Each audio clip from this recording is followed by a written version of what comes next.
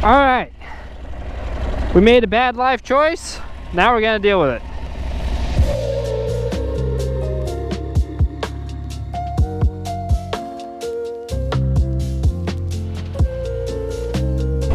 It's so weird because I've obsessed about this bike for like over a year, and now to actually have it, it's weird.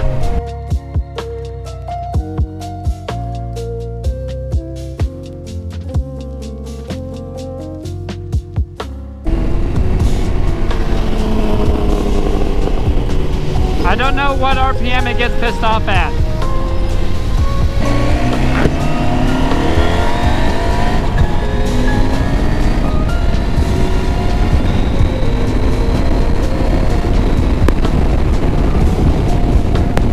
Oh my god, it's quick! Oh dude, I'm in love. It's worth it just for the cruise control. Alright, so as you seen from the footage yesterday, I kinda did a thing.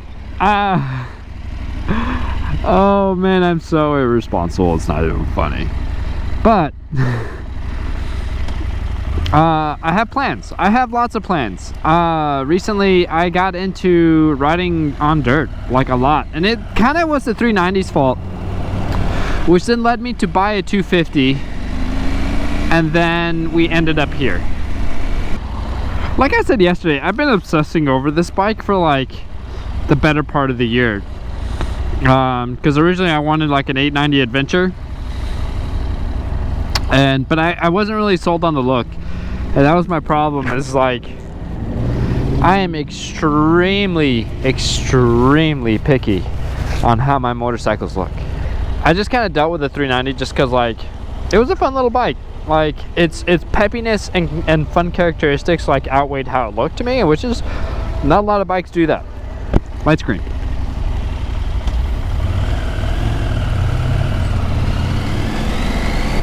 Oh, but the Husqvarna 901. Oh my god, this thing's a beaut, guys. I love this thing so much. And you know, like when you obsess over something, you read about it, you watch videos about it, you learn everything there is to learn about it, right? And like one of the things that I kept noticing over and over and over as I was watching more and more stuff about it was everybody would always mention about how good the balance of this bike feels because the gas tanks are mounted so low. Like the gas tanks are literally like right there. And I just realized I didn't strap my helmet down. I'm gonna have to pull over and take care of that. Look how she just turns on a dime, guys. This thing is just nuts. Okay, alright. Gotta do the undo the 5 million steps. Okay, alright. What was I talking about? Oh, the balance on this bike is insane. It is literally, I mean, it looks huge. It doesn't even, it looks huge. Like this thing looks massive and it looks very overwhelming. But once you start riding her, it's very easy to ride. It tips in easily. It's a big illusion riding this bike. Yeah, so this bike is like massive. It looks big. I mean, but it's a medium-sized adventure bike, right? So even with a medium-sized adventure bike with the gas tanks low, just the chassis design and everything, this thing rides small. That was a Pan America. I'm gonna cover the elephant in the room as to why I haven't posted in I don't even know how long. I've done like little edits here and there, and I've been trying to struggle to kind of figure out a direction for the channel. When I was riding the Gixxer 750 one day, and I was like on the way to work, and I started lane splitting. And one of my things is I don't like lane splitting, but I started lane splitting, and I was going at a pretty high rate of speed, and I was like, man, I cannot do that. Like, what are you doing? Because I got a lot of people that I need to look out for in my life. I can't be doing dumb stuff like that. And so I scolded myself pretty good for the majority of the day. I rode home, no problem. Rode the Gixxer again the next day. same thing. I could not keep myself in control.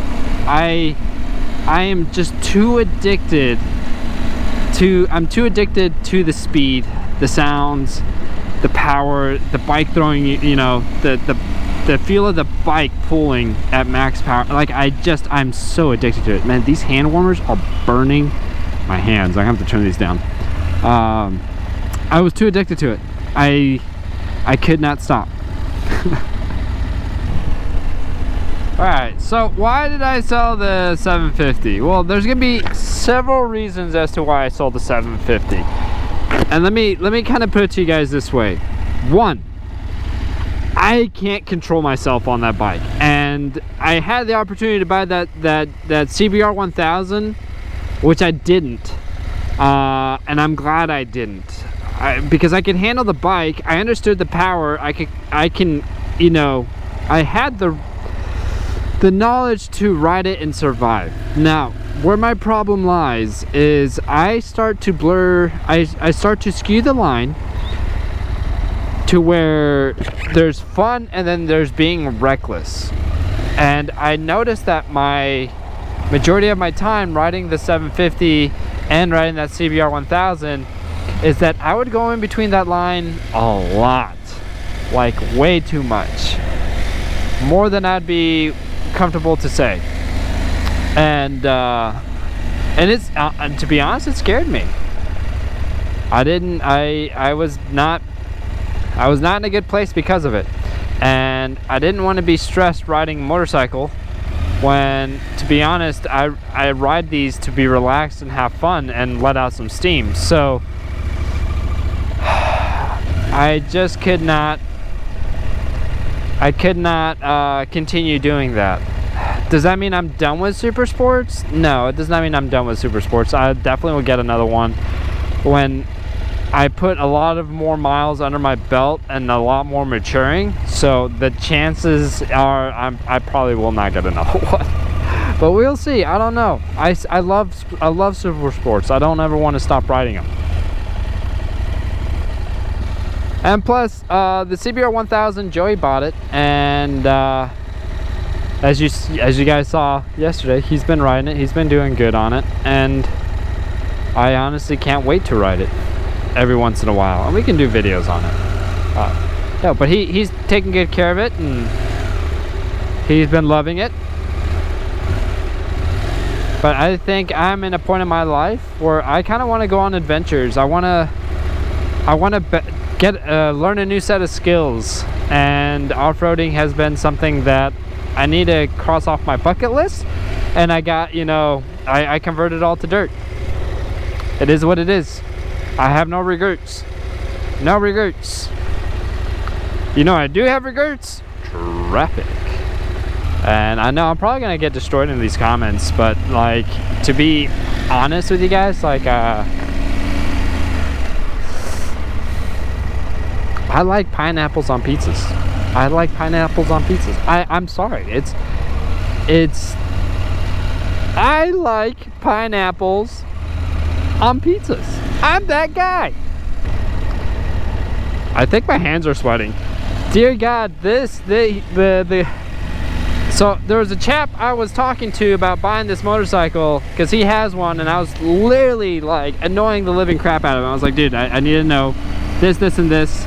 And he said the one thing I highly recommend you getting with it is the heated grips. And I was like, all right, I'll get heated grips. Maybe I'll ride all year long. And I'm starting to think that I can ride all year long because like my hands are sweating and I'm in traffic. And I don't want to turn this down. Oh, maybe. Real quick, the user UI on this bike is very good. Very easy to find stuff, very easy to navigate, very intuitive, I guess is the right word to say, which is good. I like intuitive. I'm riding a motorcycle. If I need to change a setting or something, I want to be able to do it fast, and they do it. And then I can do presets, which I haven't messed with because I literally just got it yesterday, and I rode it to work, went back to work, and then went home and then took care of my kids. So yeah,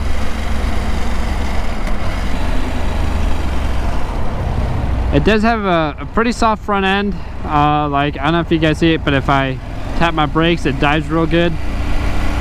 I'm imagining that's mainly for off-road, which we do plan to do that on this thing at some point in time. I have a place in mind I want to go take it to and do my first solo camping trip, or maybe take some friends, but do a moto camp trip.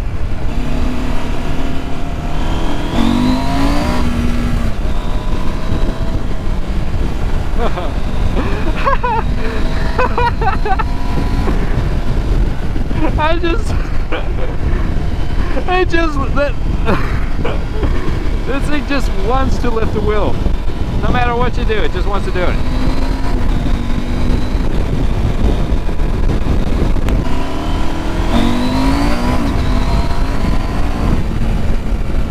God, this suspension feels so good.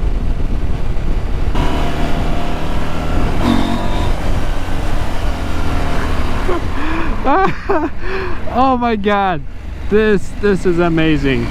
This is exactly what I wanted out of a motorcycle. I didn't realize torque equals fun. People need to understand that torque equals a lot of fun.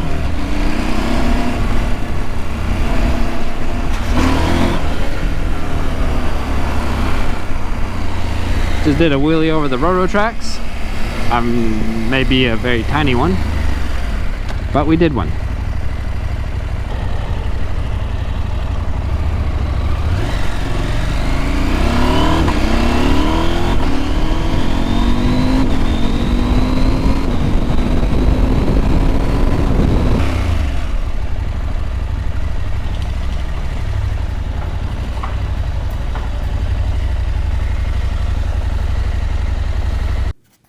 Wow.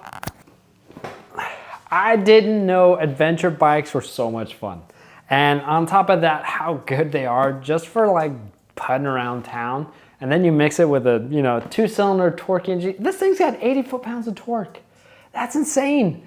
It just does wheelies when when you're not even thinking about it. It's doing them. It's so much, it's so rowdy, so much fun. I could only imagine how much fun the 890 Duke is, which is significantly lighter than these guys right here. But this, I think wet is like 472 pounds, which is really not that bad. Do I miss the Gixxer? Absolutely, I miss the Gixxer. I do plan to buy another one later down the road. I'm kind of kicking myself in the foot about the CBR 1000 and not picking that thing up, but it just didn't feel right. And if you know what I'm talking about, like when you're about to buy something and it doesn't feel right, you walk away. And also, before I picked up the Husqvarna 901, I was this close to pulling a deal on a 2017 Gixxer 1000, and that also didn't feel right. But when I remember when the Gixxer 1000 was sitting just slightly, or if not above the price point of the Husqvarna 901, I got back to like, oh man, I really wanted this bike for the longest time, and went over to SLM Racing, and they made me a deal on it, and I couldn't refuse. And on top of that, the 390 Adventure, even though it's right there, I sold it. But the guy's picking it up in about a week. I got a 250 over here, but I'll show you guys that on a different video. But yeah, sorry I haven't posted in a while. Life gets busy, but I got a new fun motorcycle, and we're gonna make some fun motorcycle videos. So stick around. And Joey has the CBR 1000. He says I can ride it every once in a while, and we gotta do some work to it, so I'll be definitely covering that when we get to it. And so yeah, hoping to bring the channel back up to how it used to be, and I'll see you guys on the next one. Bye-bye.